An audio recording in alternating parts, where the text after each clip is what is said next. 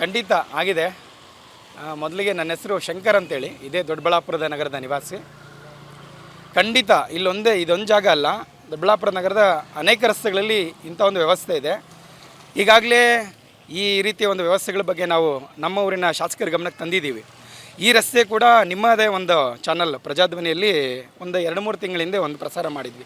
ಅದಾದ ನಂತರ ಶಾಸಕರು ಕೂಡ ಬಂದಿದ್ದರು, ತಾಲೂಕು ಅಧಿಕಾರಿಗಳು ಕೂಡ ಬಂದು ಭೇಟಿ ನೀಡಿ ಒಂದಷ್ಟು ತಾತ್ಕಾಲಿಕವಾಗಿ ಸರಿ ಮಾಡಿದ್ದು ಈ ರಸ್ತೆನ. ಈಗ ಮತ್ತೆ ಮೊದಲನೇ ರೀತಿಯಾಗಿ ದುರ್ವ್ಯವಸ್ಥೆ ಆಗಿದೆ. ಮತ್ತೆ ನಾವು ಕೇಳ್ಕೊಳ್ಳೋದೇನೆಂದರೆ, ಅಧಿಕಾರಿಗಳಲ್ಲಿ ದಯಮಾಡಿ ಇಲ್ಲಿ ಇದು ಸಾಮಾನ್ಯ ರಸ್ತೆ ಅಲ್ಲ, ಇದು ಪ್ರತಿದಿನ ತಾಲೂಕು ಆಫೀಸ್ ಇಲ್ಲೇ ಇದೆ ಕಚೇರಿ. ಪ್ರತಿದಿನ ಇಲ್ಲಿ ಸಾವಿರಾರು ಜನ ಇಲ್ಲಿ ಬರ್ತಾರೆ, ಸಾವಿರಾರು ವಾಹನಗಳು ಓಡಾಡ್ತವೆ. ಆಮೇಲೆ ವಿದ್ಯಾರ್ಥಿಗಳು ಕೂಡ ಓಡಾಡ್ತಾರೆ. ಇಲ್ಲಿ ನೋಡಿ, ಈಗ ಚಿಕ್ಕ ಮಕ್ಕಳು ಕೂಡ ಇಲ್ಲಿ ಬರ್ತಾರೆ. ಈಗ ಈ ರಸ್ತೆಯಲ್ಲಿ ಈಗ ಶಾಲಾ ಮಕ್ಕಳು ಕೂಡ ಓಡಾಡ್ತಾರೆ.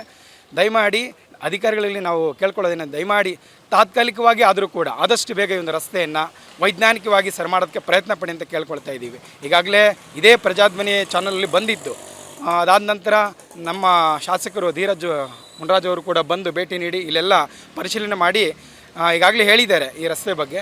ಆದಷ್ಟು ಬೇಗ ಈ ಒಂದು ರಸ್ತೆ ಬಗ್ಗೆ ಕಾಳಜಿ ತಗೊಂಡು ಸರಿ ಮಾಡಬೇಕು ಅಂತ ನಾನು ಕೇಳ್ಕೊಳ್ತೀನಿ. ಬೆಂಗಳೂರು ಸಿಟಿಯಲ್ಲಿ ಗುಂಡಿಗಳನ್ನು ಮುಚ್ಚಬೇಕು, ಗಡುವು ಕೊಟ್ಟಿದ್ದಾರೆ. ಗುಂಡಿಗಳನ್ನು ಮುಚ್ಚಿಲ್ಲ ಅಂತ ಹೇಳಿದ್ರೆ ಏನು ಅಧಿಕಾರಿಗಳನ್ನು ನಾನು ಸಸ್ಪೆಂಡ್ ಮಾಡ್ತೀನಿ ಅಂತ ಹೇಳಿದ್ರು. ಖಂಡಿತ ಈ ಭಾಗದಲ್ಲಿ ಯಾಕೆ ಆಗಬಾರ್ದು ಅನ್ನೋದು ಖಂಡಿತ ಬೆಂಗಳೂರಲ್ಲಿ ವೇಗವಾಗಿ ನಡೀತಾ ಇದೆ ಆ ಕೆಲಸ. ಗುಂಡಿ ಮುಚ್ಚುವಂಥ ಕೆಲಸ ಅದ್ಭುತವಾಗಿ ನಡೀತಾ ಇದೆ.